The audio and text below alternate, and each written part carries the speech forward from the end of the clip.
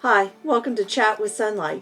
Like Sonlight's curriculum offerings, we will explore homeschooling through the lens of a literature-based, Christ-centered education. Join us for everything you might be interested in for organizing your homeschool, connecting with others, and details on literature-based learning, and maybe a few sneak peeks. Hi, welcome to Chat with Sonlight. I am here this week with Barb from one of our Sonlight Advisors.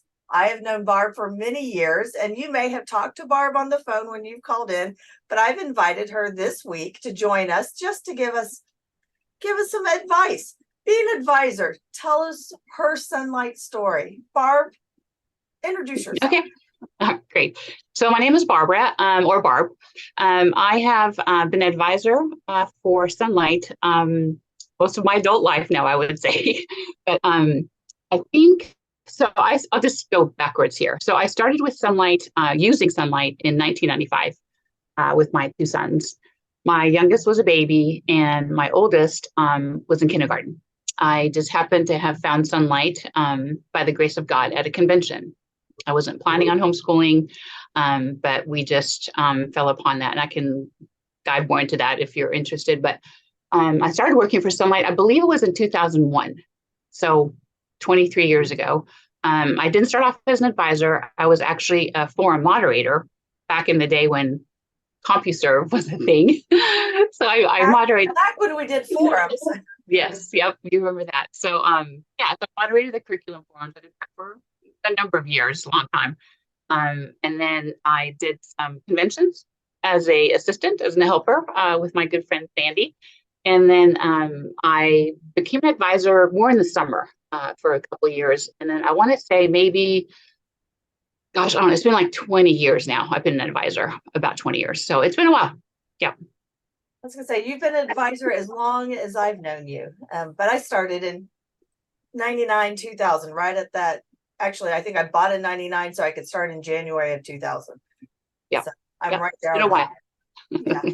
Yeah. Oh, yeah. My husband and I both did all the Y2K, and yes, we were in computers and kids at home because there's going to be no electricity. Yeah. So you homeschooled two boys. Mm-hmm. You've used advisors. You've worked conventions. So over your years, all right, let's talk about being an advisor, and then I want to come back and I want you to tell me some of the fun things. Okay. What exactly does, if I was to call into Sonlight and I get in a Sonlight advisor, what do you, obviously you advise, but what does an advisor do for me? Yeah, so we do a couple things. So if you were to call and you've never homeschooled before and you're interested in using Sonlight, we would help you choose the best programs for your family.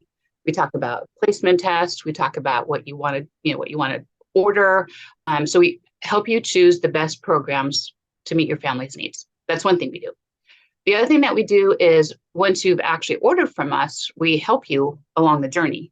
So any questions that you have, something maybe not clear in the instructor's guide, or you need some teaching tips that are not in the guide, or your student is struggling with something or other, we will gladly, assist with that, give you some ideas of what we might have done. So we do that. Basically, we offer a lot of encouragement, and all customers that have ordered, they can chat, call, email us all year long. That's part of the Sonlight Cares. And then we also pray with our customers. I had one just a few minutes ago that was really her son is really struggling. So we pray with them. And well, Sonlight, as a company, we pray for them also daily. So yeah, that's basically what we do. So helping, so choosing, support, using, and prayer. And that's what we do. All right. I know that I've called in, even just say, hey, I need advice. Years of being on the convention floor, even every once in a while, you look at something and you're like, I don't know what I need, exactly what to do. And I can tell you what to do, but I looked at my own cart sometimes and said, I don't know. Yeah. I didn't get you. I think I called in and I got Deb, and she's like, Jonna, why are you calling me? And I'm like, why are you calling? Yes. Oh, I want to add one more thing, and a big thing actually is we also check customer carts. So if you are ordering, and we even check cards from customers that have used Sonlight for a long time, like you said, because things change and you just want to be sure so you don't have to make another order. So we are able to review the shopping carts on our end. And you can email us your cart right from the shopping cart, and we can do it via email. You can call in, and we can view it that way. So yeah, that's a real powerful tool that a lot of customers appreciate because they can make sure that they've got everything before they place their order. I was gonna say, it's kind of like you guys are the white glove treatment for all of our users. You are the ones that make us all happy. You do all that work for us. Yes. And Yep. Me working on the convention floor is just like a little snippet taste of being what an advisor is. I mean, and we have talked with people, cried with people, prayed with people, tell them that yes, they need to actually buy the curriculum to use the curriculum, that kind of Yep. stuff.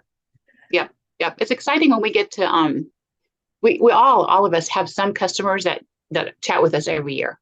They want to talk to us specifically, and we know them. So sometimes there's some relations just built that way, but yeah, so that's basically what we do.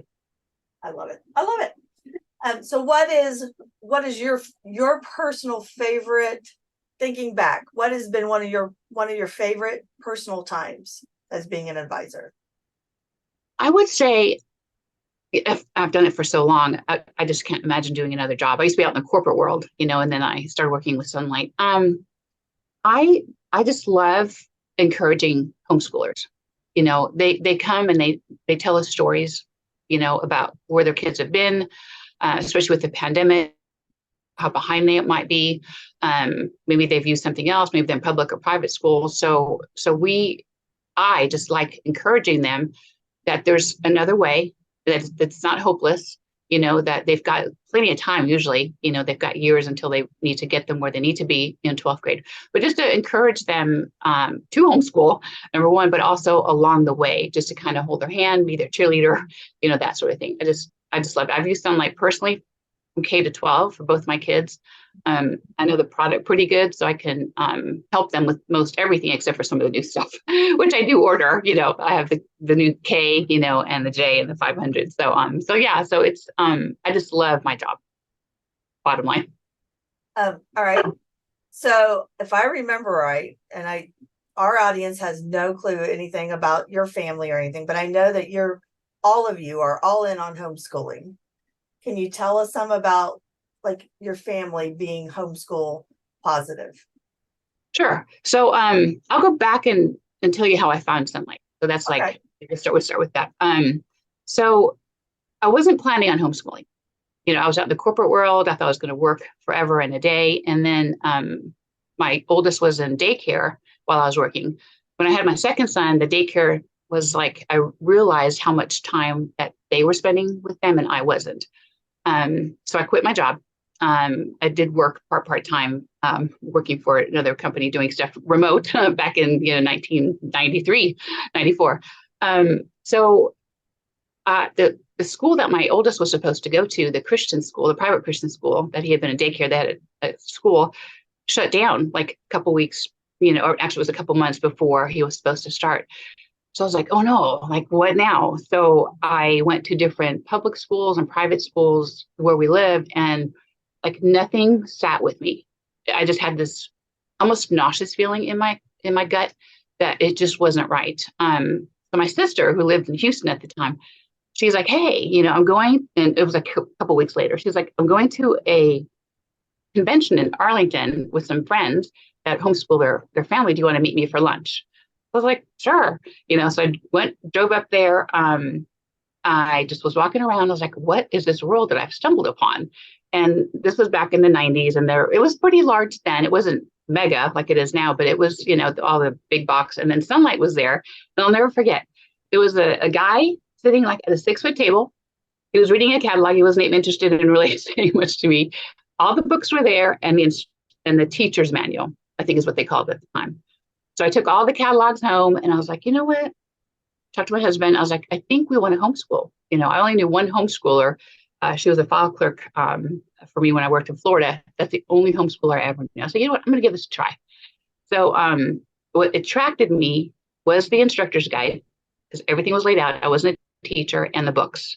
I didn't grow up in a Christian home, and I didn't grow up with books in the house. So that really intrigued me, because my mother-in-law had, for my oldest, for the baby shower, she gave me a set of the which got me started on my journey to becoming a Christian. The Precious Moments Bible storybooks, remember those? Yeah. I used to read those to my baby, oldest, when he was a baby. So I really was interested in reading. So that's got me started on Sonlight. And then we just went, let's do the A at the time, that's second grade, first grade, second grade. And we just did that and everything worked. So we just ordered the next thing. So my husband and I are very active with homeschooler. My husband actually works for Texas Homeschool Coalition. He's their, I don't know, his director of something over there. So he's in homeschooling there. However, my two sons, I don't know if they actually will homeschool. I've got two granddaughters, 3 and 5, and they're not homeschooled right now. And my youngest doesn't have any kids right now. So I don't know what their journey will be like. I pray for their decisions. Well, it's their decision. So we don't really, we don't really talk about it. So it's not something I don't really know if they will or not. Well, their journey might be a lot like yours. They might go in the corporate world and seek that and realize, oh, I'm missing out on a lot with my kids. And there's nothing wrong. I think in a way, that's a good thing. They get to see both sides of it and they know what they want instead of just assuming, well, mom did it, I have to do it. Yeah, no, and I would never want that. I mean, they need to decide on their own, but the opportunities my kids were able to do while they were being homeschooled, they had their own business, they were able to sleep late.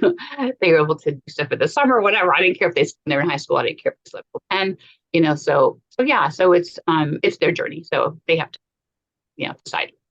My oldest daughter, the only one with with our grandbaby, and she also lives in Texas, but she talks about a hybrid school, and I'm just like, no, stop. You're homeschool 3 days. I just yep. What has been one of the more difficult parts of being an advisor? And then also, I remember you've done more besides just being on the sales floor and monitoring and advising. You've done some other things for Sonlight too. I want to hear about that. Okay. Yeah. So some of the difficult things, I think for me, it's like when we get busy, right? And this is a busy time and we've got customers that we really want to talk to and that really need our attention. And we're so busy, that I can see how many people are on hold, and know that they're on hold. Sometimes I feel like I need to rush, through the call, but I don't want to do that because I want to listen carefully and really be attentive to what they're needing because every family is so different, I think that's probably the hardest part. But other than that, like there isn't really anything because I just love my job. Like I literally just love my job so much. I just, I work and then I turn my computer off and then I do about, tending to my chickens in my garden. So it's not really, I don't know. There isn't really, and the advisor team, we get along so well. So, and we've worked together for a very long time. I think with the four of us, the ones that work year round, I think we have probably over 100 years of experience using Sonlight. So it's just fun. It really is just fun. There's no other way to say it. Second time I've heard that phrase in our newbies live this past week. That was the comment made about all the mentors that there's well over 100 years of experience. Oh, okay. Yeah. That makes sense. Yes. Yeah. I'm 24 of them. So let's hear. Yes. So, right. So I was like 26 of them. So some of the projects I've done, I helped I rewrote or re-edited the college and career planning kit that Sonlight sells. That's a tool that, and I added a lot of personal experience that we did with our boys into that. So it's a guide. It's got 2 books.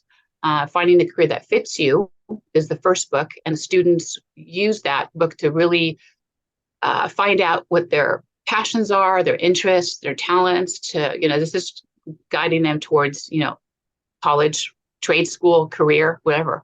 So they do that for about a year, like 9th grade or so. The second book is I forgot the title, College Admissions and something Scholarship is what it is, I think it is. Yeah. And they use that for the rest of the 3 years. And it really guides them through the high school years for the parent and the student for dual credit or SATs, ACTs, transcripts, college visits. And so they have a little to do. They have action steps that they need to do, and they mark it off. They put the date that they completed it. I always recommend that the parent look at it, to make sure that they're actually doing it, and also read that second book with them, because it helps the parents understand what's going on, because the parents have a part in it too.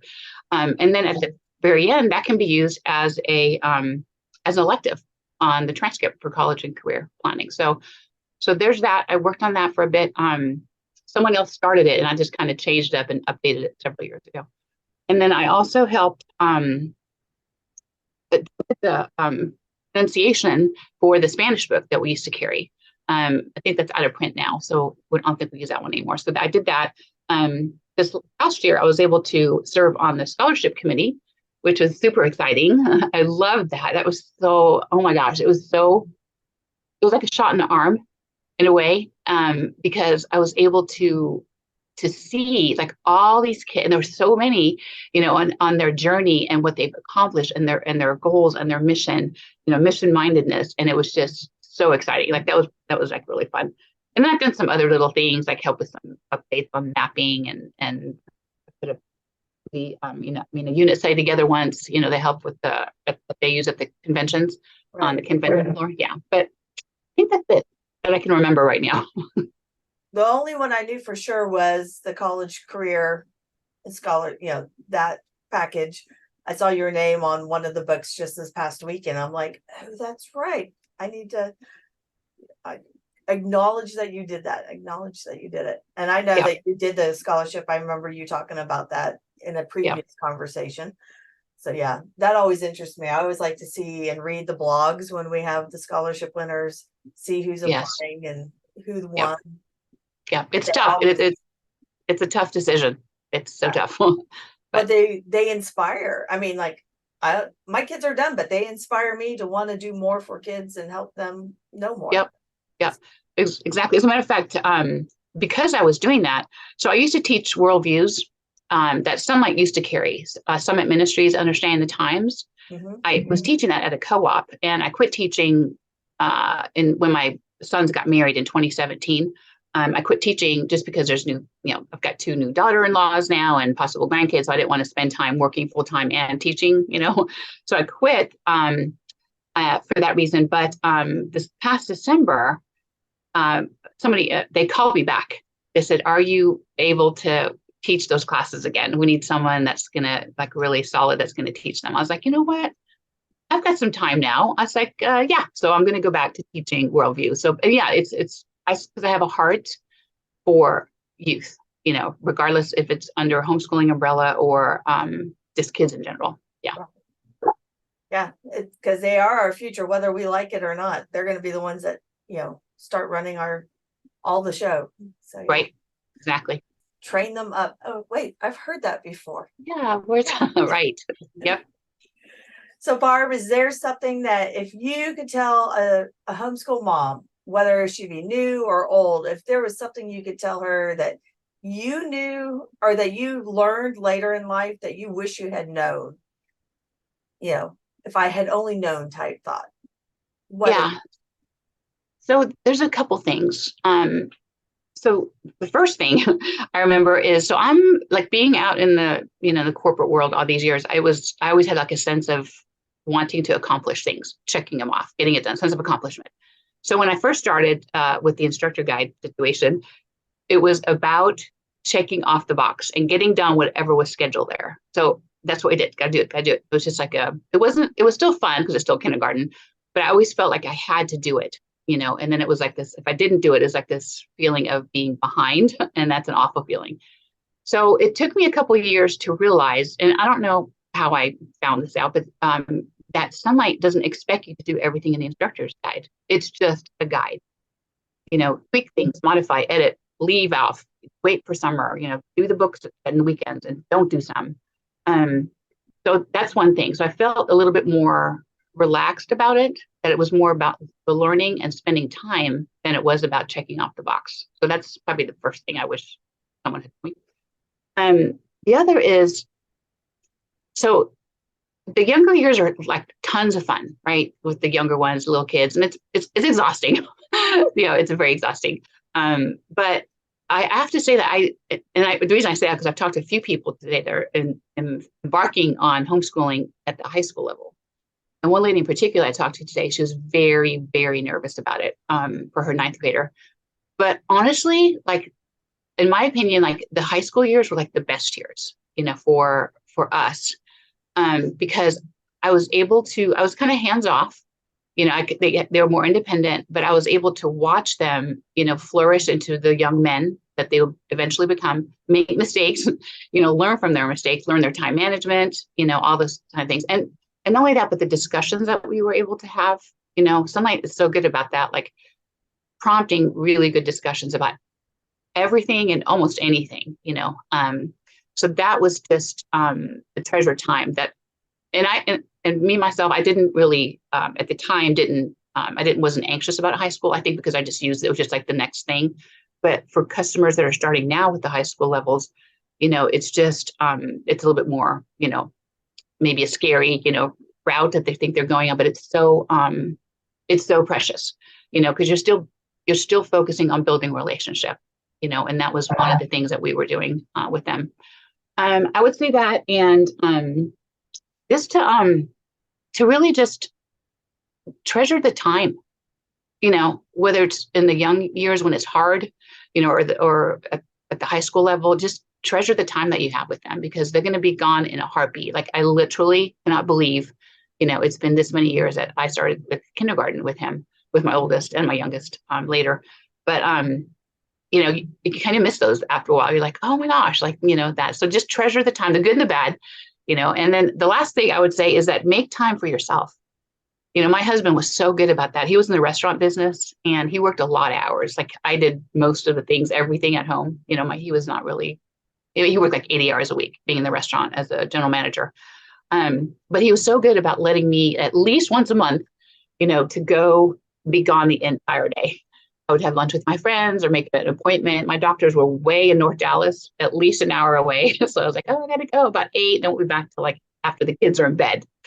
So, make time, to go to the library or just go have coffee with yourself or just go hang out at the, at the park. But it's important for moms to, and get together with other moms, just to get refreshed, bounce ideas off and just to get away because everybody needs that. So probably that's some of the stuff I learned. I think that connections with other moms is key in keeping you motivated. If nothing else, you guys both might be in the same boat going forward, but you guys can keep rowing for each other when the other one doesn't. Or I like to give the analogy of the geese flying in a V. The ones in the back do the honking to keep the one in front going, and they have to rotate periodically and let the other one be up in front. The honker has to go up front. Yeah, because they get tired. Yes. Well, if you get tired of honking your mouth and flapping your wings, go to the front. You don't have to talk to anybody. That's right. You just go right ahead. Yeah. And back on the high school kids, you're right. Like high school did not intimidate me, and just like you, I loved the discussions. They were meaningful, meaty discussions I had, and sometimes they went awry and we went off the rails, and it was hilarious. And sometimes it got really deep. But my kids and I just really enjoyed that conversations. And when it went off the rails and it got hilarious, they still bring it up. Yep. But that's good memories, right? It's good memories that you've made. Yep. That's always good. Barb, yep. I love that you are an advisor. I mean, to me, you and the team, all 4 of you are the advisors. You are the face of Sonlight. You are the ones that we call when we need help. And like I said, it doesn't matter if you are brand new or if you have homeschooled for 20 years, they're there to just like, oh yeah, do you need me to check your cart? Can I pray for you? No, I wouldn't do that. I did this because you bring to the table a lot of experience, and maybe not your experience, but you have also talked with moms that have gone through it, and you can pull from their experience to add into what you advise. So yep, absolutely.